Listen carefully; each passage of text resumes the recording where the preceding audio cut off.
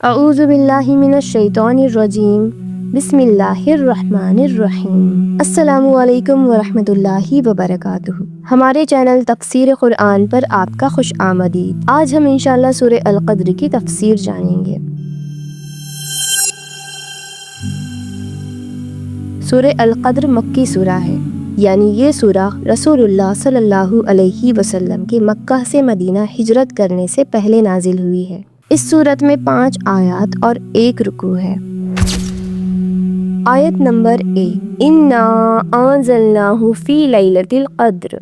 ترجمہ، یقیناً ہم نے قرآن کو شب قدر میں نازل کیا۔ اس آیت میں فرمایا گیا ہے کہ اللہ نے قرآن کو شب قدر میں نازل کیا ہے، اور سورہ بقرہ میں ارشاد ہوا ہے، جس کا ترجمہ ہے رمضان وہ مہینہ ہے جس میں قرآن نازل کیا گیا۔ سورہ البقرہ آیت نمبر 185۔ اس سے معلوم ہوا کہ وہ رات جس میں پہلی مرتبہ اللہ کے فرشتے حضرت جبرائیل علیہ السلام غار حرا میں نبی صلی اللہ علیہ وسلم کے پاس وحی لے کر آئے تھے، وہ ماہ رمضان کی ایک رات تھی جسے اللہ نے لیلۃ القدر یعنی شب قدر کہا ہے، اور سورہ دخان میں اسی رات کو مبارک رات فرمایا گیا ہے، جس کا ترجمہ ہے ہم نے قرآن کو ایک بڑی مبارک خیر و برکت والی رات میں نازل کیا ہے۔ اس رات میں قرآن نازل کرنے کے 2 مطلب ہو سکتے ہیں۔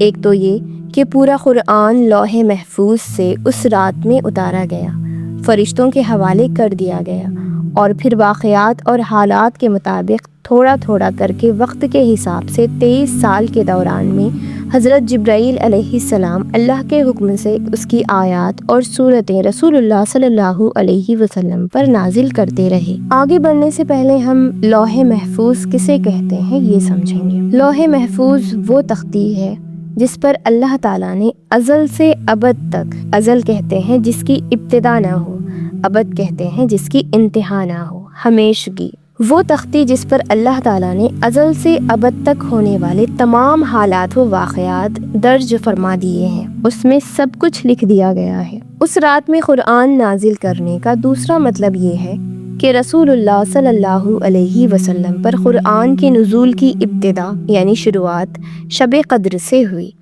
بہرحال دونوں کنڈیشنز میں بات ایک ہی رہتی ہے کہ رسول اللہ صلی اللہ علیہ وسلم پر قرآن کے نزول کا سلسلہ اسی رات کو شروع ہوا، اور یہی رات تھی جس میں سورہ علق کی ابتدائی 5 آیات نازل کی گئیں۔ کائنات کی تخلیق سے بھی پہلے اللہ کے ہاں زمین پر انسان کی پیدائش، اس میں انبیاء کی بسعت، انبیاء پر نازل کی جانے والی کتابوں، اور تمام انبیاء کے بعد آخر میں محمد صلی اللہ علیہ وسلم کو مبعوث فرمانے اور آپ صلی اللہ علیہ وسلم پر قرآن نازل کرنے کا پورا منصوبہ موجود تھا۔ بے شک اللہ کا علم لامحدود ہے، اللہ سب کچھ جانتا ہے، جو ہو چکا وہ بھی، جو ہو رہا ہے وہ بھی، اور جو ہونے والا ہے وہ بھی۔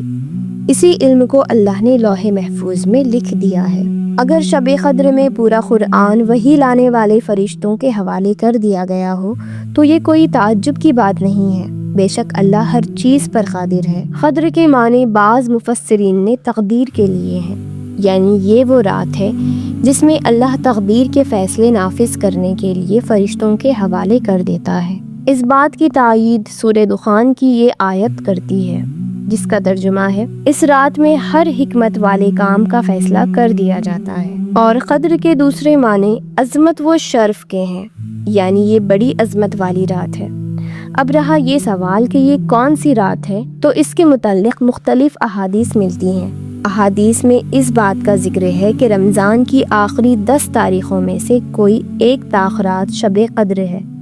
شب قدر رمضان کی 21 تاریخ، 23، 25، 27 یا 29، ان 5 راتوں میں سے ایک رات ہوتی ہے۔ شب قدر کو ہم نے ان 5 طاق راتوں میں تلاشنا ہے۔ بعض احادیث کی بنا پر زیادہ تر علماء کی رائے یہ ہے کہ وہ 27ویں رات ہے، باقی اللہ ہی بہتر جانتا ہے۔ غالباً کسی رات کا تعین اللہ اور اس کے رسول صلی اللہ علیہ وسلم کی طرف سے اس لیے نہیں کیا گیا ہے کہ شب قدر کی فضیلت میں فیض اٹھانے کے شوق میں لوگ زیادہ سے زیادہ راتیں عبادت میں گزاریں اور کسی ایک رات پر اکتفا نہ کریں۔ آیت نمبر 2 وما ادراک ما لیلۃ القدر، ترجمہ اور تم کیا جانو کہ شب قدر کیا ہے؟ جو کچھ بتایا اللہ ہی نے بتایا اپنے کلام کے ذریعے، ورنہ کوئی نہیں جانتا تھا کہ شب قدر کیا ہے، اور نہ ہی ہم شب قدر کی عظمت و بڑائی کا تصور کر سکتے ہیں۔ آیت نمبر 3 لیلۃ القدر خیر من الف شہر، ترجمہ شب قدر 1000 مہینوں سے زیادہ بہتر ہے۔ آیت کے الفاظ یہ نہیں ہیں کہ شب قدر میں عمل کرنا 1000 مہینوں میں عمل کرنے سے بہتر ہے، بلکہ فرمایا گیا ہے کہ شب قدر 1000 مہینوں سے بہتر ہے، اور 1000 مہینوں سے مراد بھی گنے ہوئے 83 سال 4 مہینے نہیں ہیں، بلکہ اہل عرب کا قاعدہ تھا کہ بڑی کثیر تعداد کا تصور دلانے کے لیے وہ 1000 کا لفظ بولتے تھے۔ اس لیے آیت کا مطلب یہ ہے کہ اس ایک رات میں خیر اور بھلائی اتنی زیادہ ہوتی ہے کہ ہم سوچ بھی نہیں سکتے، تصور بھی نہیں کر سکتے، اور یہ کہ جس شب قدر کی رات قرآن نازل ہوا، اس رات میں خیر اور بھلائی کا اتنا بڑا کام ہوا کہ کبھی انسانی تاریخ کے کسی طویل زمانے میں بھی ایسا کام نہ ہوا تھا۔ سبحان اللہ۔ آیت نمبر 4 تنزل الملائکۃ والروح فیہا بإذن ربہم من کل امر، ترجمہ فرشتے اور روح اس میں اپنے رب کے اذن سے ہر حکم لے کر اترتے ہیں۔ شب قدر کی رات میں فرشتے کے اترنے کے 2 مقصد ہوتے ہیں۔ ایک یہ کہ اس رات جو لوگ عبادت میں مشغول ہوتے ہیں، فرشتے ان کے حق میں رحمت کی دعا کرتے ہیں، اور دوسرا مقصد یہ کہ اللہ اس رات میں سال بھر کے فیصلے فرشتوں کے حوالے فرما دیتا ہے تاکہ وہ اپنے اپنے وقت پر ان کی تعمیل کرتے رہیں۔ ہر حکم لے کر اترنے کا یہی مطلب مفسرین نے بیان فرمایا ہے۔ روح سے مراد حضرت جبرائیل علیہ السلام ہیں۔ حضرت جبرائیل علیہ السلام اللہ کے سب سے مقرب فرشتے ہیں، ان کی فضیلت باقی فرشتوں سے کئی زیادہ ہے، اور اسی بنا پر اللہ نے ان کا ذکر خاص طور پر الگ سے کیا ہے۔ فرشتے بطور خود نہیں آتے بلکہ اپنے رب کے اذن سے آتے ہیں، اپنے رب کے حکم سے آتے ہیں۔ سورہ دخان کی آیات جن کا ترجمہ ہے اس رات میں ہر حکمت والے کام کا فیصلہ کر دیا جاتا ہے۔ آیت میں لفظ امر حکیم استعمال ہوا ہے جس کے 2 معنی ہیں۔ ایک یہ کہ وہ حکم سراسر حکمت پر مبنی یعنی بیسڈ ہوتا ہے، کسی غلطی یا خامی کا اس میں کوئی امکان، کوئی پاسبلٹی نہیں۔ دوسرا یہ کہ وہ پختہ اور مضبوط فیصلہ ہوتا ہے، اسے بدل دینا کسی کے بس میں نہیں۔ اس سے یہ معلوم ہوا کہ اللہ مخلوق کی قسمتوں کے فیصلے کر کے ان فیصلوں کو فرشتوں کے حوالے کر دیتا ہے، اور پھر وہ فرشتے انہی فیصلوں کے مطابق عمل درآمد کرتے رہتے ہیں۔ مطلب یہ ہے کہ اس سال میں جو اہم واقعات ہونے والے ہوتے ہیں، مثلاً یہ کہ کوئی شخص پیدا ہوگا، اسے اتنا رزق دیا جائے گا، کس کا انتقال ہوگا، کس کی شادی ہوگی، کس کو اولاد ہوگی، یہ ساری باتیں فرشتوں کے حوالے کر دی جاتی ہیں تاکہ فرشتے ان باتوں کو عمل میں لا سکیں۔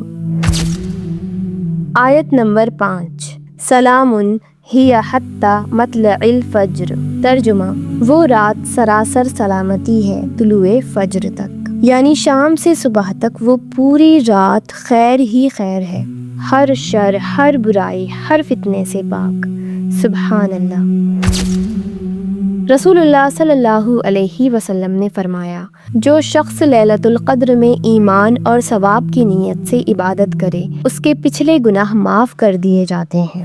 شب قدر کی سب سے پاورفل دعا ام المومنین حضرت عائشہ رضی اللہ تعالی عنہا نے رسول اللہ صلی اللہ علیہ وسلم سے عرض کیا، یا رسول اللہ، اگر میں لیلۃ القدر پالوں تو میں اللہ سے کیا دعا مانگوں؟ آپ صلی اللہ علیہ وسلم نے یہ دعا بتائی، اللہم انکا عفو کریم تحب العفو فاعف عنی، یا اللہ بے شک تو بہت معاف کرنے والا اور بہت کرم کرنے والا ہے، تو معافی کو پسند کرتا ہے، بس تو مجھے معاف فرما۔ کوشش کریں کہ لیلۃ القدر میں یہ دعا کثرت سے زیادہ مانگیں، اپنے نیک نصیب کے لیے دعائیں مانگیں، اپنے والدین، اپنی اولاد، بہن، بھائی، دوست، احباب، رشتہ دار، تمام امت مسلمہ کو اپنی خاص دعاؤں میں ضرور یاد رکھیں۔ اس تفسیر کو باقی مسلمانوں تک لازمی پہنچائیں۔ اپنی فیملی، اپنے فرینڈ سے ضرور شیئر کریں۔ جزاک اللہ خیرن کثیرا۔ اور اگر آپ قرآن کی آسان تفسیر سیکھنا چاہتے ہیں تو چینل کو سبسکرائب کرنا نہ بھولیں۔